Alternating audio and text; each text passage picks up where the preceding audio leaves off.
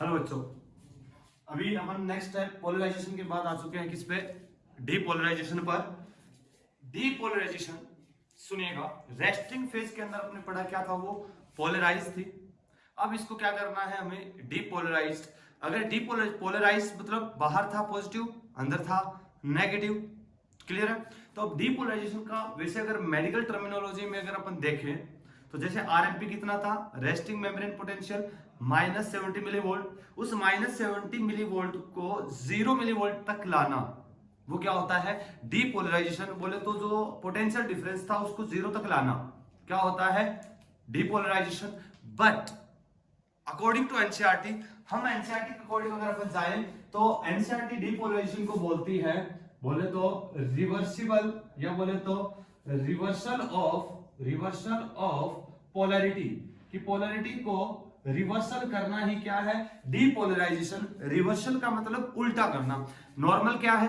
अंदर नेगेटिव बाहर पॉजिटिव, इसका ऑपोजिट कर रहा है, अंदर पॉजिटिव बाहर नेगेटिव, वो है डीपोलराइजेशन। हम उसी को समझने जा रहे हैं। ध्यान से एक एक चीज को सुनना, हर एक कंसेप्ट क्लियर होना चाहिए कि कैसे हुआ। बहुत इजी है ये। चलिए देखना, डीपोलराइजेशन। वैसे डी का मतलब बायोलॉजी के अंदर अपन क्या समझते हैं? हटाना। जैसे पानी की डिमांड पूरी है, बोले तो हाइड्रेशन। पानी की कमी, डिहाइड्रेशन। किसी चीज को एक्टिवेट कर रहे हैं, एक्टिवेशन। इनएक्टिवेट कर रहे हैं, डीएक्टिवेशन। उसी प्रकार मेम्ब्रेन पोलराइज्ड है, पोलराइजेशन। मेम्ब्रेन पोलराइज नहीं है, डीपोलराइजेशन। तो वैसा ये डीपोलराइजेशन मतलब पोलैरिटी को अपन को चेंज करना है। पहले बाहर की ओर पॉजिटिव अंदर नेगेटिव था, इसको ऑपोजिट करना है, वही क्या है? डीपोलराइजेशन। समझिएगा, यहां पे मैंने एक्सोन की मेम्ब्रेन को रिप्रेजेंट किया है। एक्सोन की मेम्ब्रेन से अच्छे से वाकिफ हो तुम लोग, हम पढ़ चुके हैं। एक नॉर्मल अगर मैं रेस्टिंग फेज की बात कर रहा हूं कि ये आरएमपी की है, अब अपन इसको एक्टिवेट करेंगे। बोले तो डीपोलराइजेशन को अपन ने बोला, कौन सी स्टेज बोलेंगे?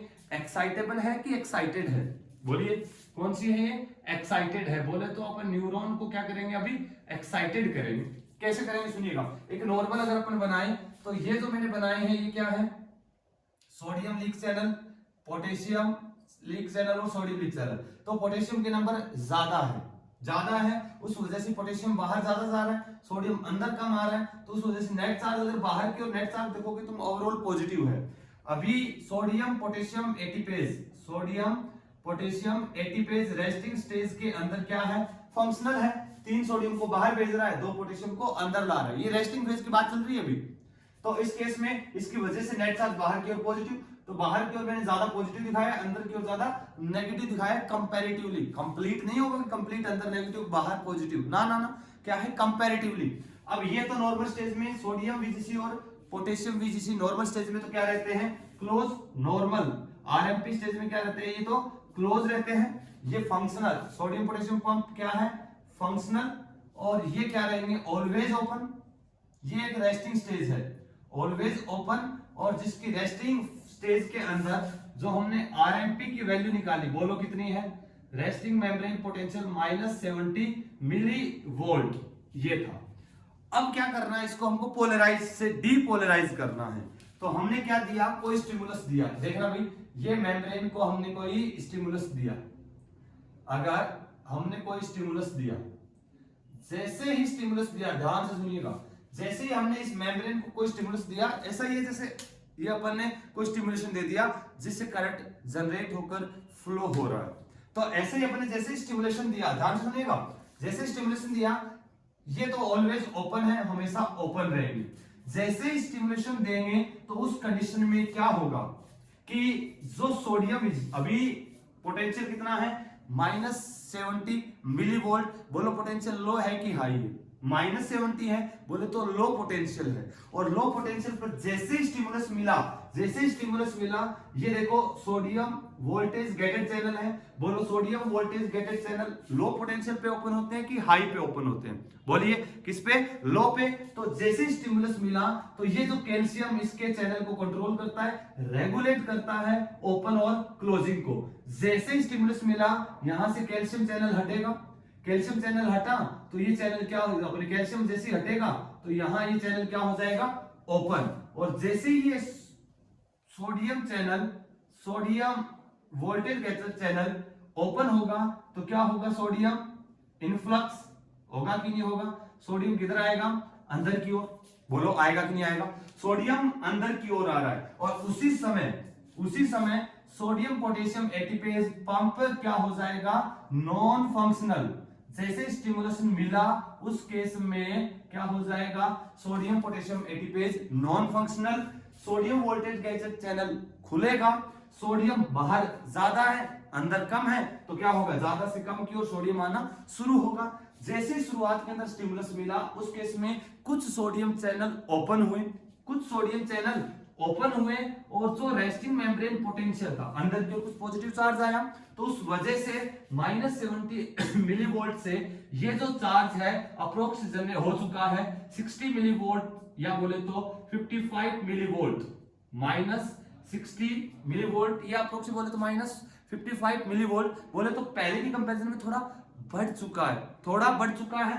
जैसे ही थोड़ा सा चेंज, लो अभी भी लो वोल्टेज है, माइनस के अंदर है, लो वोल्टेज पर क्या होंगे? Sodium channel open.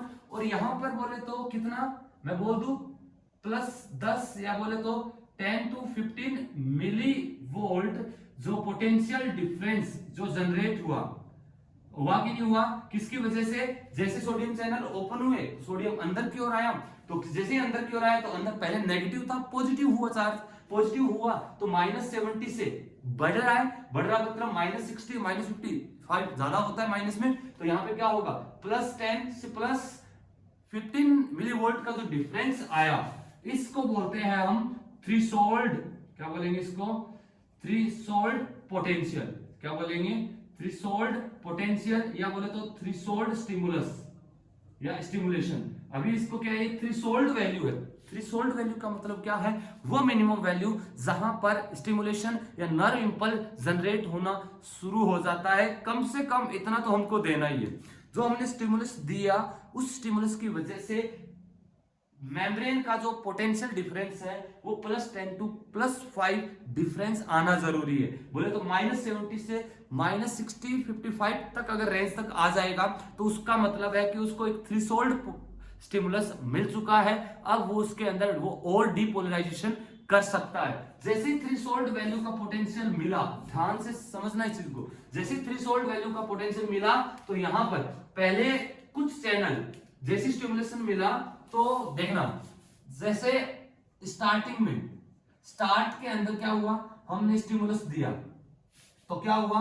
सम सोडियम VGC ओपन, कुछ सोडियम VGC ओपन हुए, उसकी वजह से क्या हुआ? पोटेंशियल डिफरेंस -70 मिलीवोल्ट से कहां तक आ गया? -60 या मैं बोलूं तो -55 मिलीवोल्ट। बोले तो डिफरेंस कितना? 10 to 15 मिलीवोल्ट किसके अंदर? प्लस के अंदर आ गया। चेंज आया इतना सोडियम के इनफ्लक्स की वजह से। तो इस वैल्यू को अपन ने बोला था थ्रेशोल्ड वैल्यू। क्या बोला इसको? Threshold value. जैसे ही ये वैल्यू आई, यहां पर आके क्या होंगे? और ज्यादा मोर सोडियम VGC ओपन। इस कंडीशन में क्या होगा? और जितने भी सोडियम चैनल मेम्ब्रेन के अंदर होंगे, सोडियम वोल्टेज गेटेड चैनल सारे के सारे ओपन हो जाएंगे, क्योंकि पोटेंशियल अभी लो है। बोले तो वोल्टेज लो है, लो वोल्टेज पर सोडियम ओपन होंगे। जैसे ही सोडियम के दूसरे चैनल ओपन हो जाएंगे तो बोलिएगा क्या होगा? रैपिड इनफ्लक्स लिख दूं मैं? क्या लिखूं? रैपिड इनफ्लक्स, क्योंकि सोडियम बाहर ज्यादा है तो बाहर से अंदर आ रहा है, मतलब influx, rapid influx of sodium ion.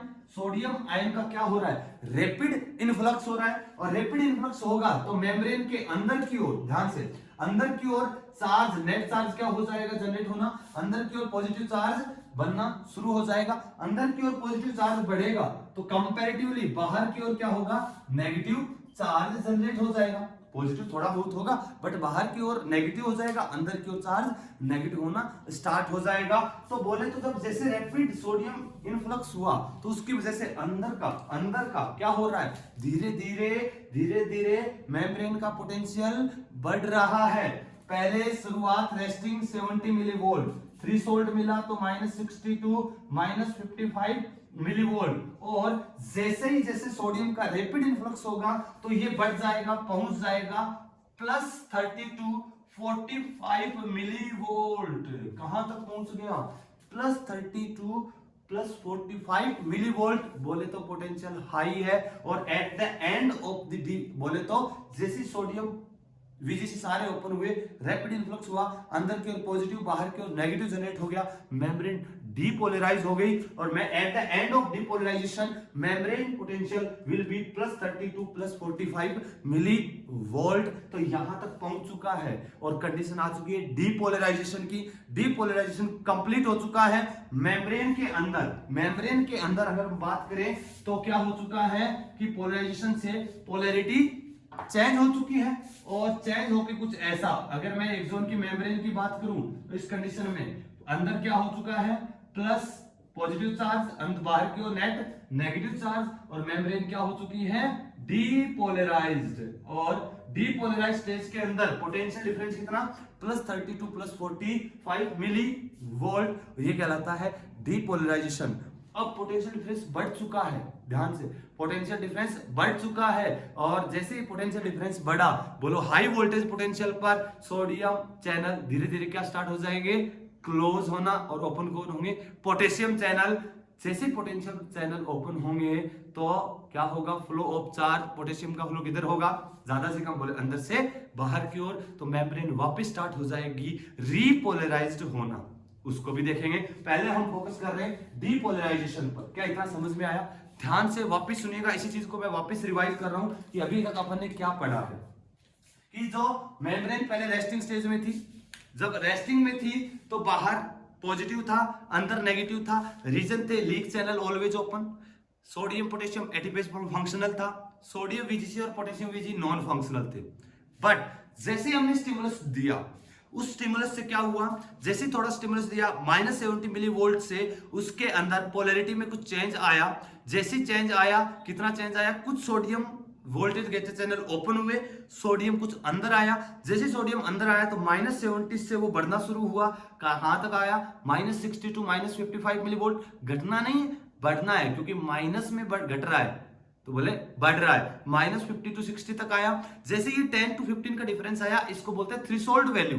अगर ये वैल्यू जनरेट हो गई तो मतलब उसको एक प्रॉपर स्टिमुलस मिल चुका है, और प्रॉपर ऐसा स्टिमुलस अगर इससे कम डिफरेंस होगा तो सोडियम, मान लो जैसे अपने बोला कि 55 to 60 तक आया, जब तक 55 to 60 तक नहीं आएगा तब तक वो थ्रेशोल्ड स्टिमुलस नहीं होगा। वहां पर आने के बाद ही more potassium channel, more sodium voltage gated channel open होंगे, रैपिड इन्फ्लक्स होगा सोडियम का। जैसे ही अंदर, क्योंकि सारे के सारे सोडियम चैनल ओपन हो चुके हैं, फटाफट सोडियम अंदर आएगा। जैसे ज्यादा सोडियम अंदर आया तो अंदर नेट चार्ज क्या हो रहा है, धीरे धीरे पॉजिटिव बढ़ गया, बाहर की ओर नेगेटिव। और अपन पोटेंशियल डिफरेंस के लिए बताया था कि जो सिंबल होता है वो किसको रिप्रेजेंट करता है, इंटरनल मेम्ब्रेन के पोटेंशियल को। लिखा था ना लास्ट क्लास के अंदर अपने पोलराइजेशन के अंदर कि अंदर जो -70 मिली वोल्ट, ये जो सिंबल अपने पहले बनाया था वो क्या था, इंटरनल मेम्ब्रेन के पोटेंशियल को रिप्रेजेंट कर रहा था। तो यहां पे भी अपन इंटरनल मेम्ब्रेन के पोटेंशियल को कंसीडर करेंगे ध्यान से। अब क्या हुआ, जैसे ही -60 से 55 मिली वोल्ट हुआ, सारे sodium channel voltage gated channel open, और जैसे ही सोडियम अंदर आना शुरू हुआ, पोटेंशियल डिफरेंस बढ़ना शुरू हो गया। और बोले तो -55 से होता गया 0, 10, 20, 30, बोले तो 30 से 45 मिली वोल्ट की रेंज में आ जाएगा। बोले तो मेम्ब्रेन कंप्लीटली डीपोलराइज्ड हो चुकी है, पोलैरिटी चेंज हो चुकी है। और वोल्टेज अब हाई, जैसे हाई वोल्टेज हुआ तो अब धीरे धीरे सोडियम चैनल धीरे धीरे क्या होना शुरू हो जाएंगे, बंद होना शुरू हो जाएंगे। जैसे ही सोडियम रैपिड इन्फ्लक्स हुआ तो जैसे ही 0 मिली वोल्ट तक पहुंचा तो अब वो धीरे धीरे, क्योंकि वोल्टेज बढ़ चुकी है, धीरे धीरे सोडियम चैनल बंद होना शुरू हुए। कंप्लीटली एक साथ बंद नहीं, धीरे धीरे जैसे बंद होना शुरू हुए हैं, जब बंद हो रहे हैं तो सोडियम तो कंटिन्यूस अंतर आता जा रहा है, आते वो पोटेंशियल डिफरेंस को +30 से +45 मिली वोल्ट तक ले जाता है। और ये हाई वोल्टेज पोटेंशियल हो चुका है। हाई वोल्टेज के ऊपर सारे इतने यहां तक आते सारे सोडियम चैनल बंद हो जाएंगे, क्लोज हो जाएंगे, और पोटेशियम चैनल ओपन होंगे, जो कि डीपोलराइजेशन से रीपोलराइजेशन की ओर लेके जाएंगे। क्या इतना क्लियर है सबको? ये अपने देखा डीपोलराइजेशन। तो यहां पर अगर अपन एक टेबल बनाना चाहें उनकी कि कौन सा किस कंडीशन में है, डायग्राम तो लोगों ने बना लिया होगा, नहीं बनाया है तो बना लीजिए। चलो कौन कौन से इवेंट्स हुए हैं उनको अगर एक नजर मारे अपन, ध्यान से देखना, बोलिएगा। लीक चैनल ध्यान से ऐड कर लेना, मैं इसको मिटा रहा हूं, लिख लेना तुम लोग। अगर हम बात करें लीक चैनल की, लीक चैनल बोलो, sodium leak channel, potassium leak channel, open की क्लोज, ऑलवेज ओपन।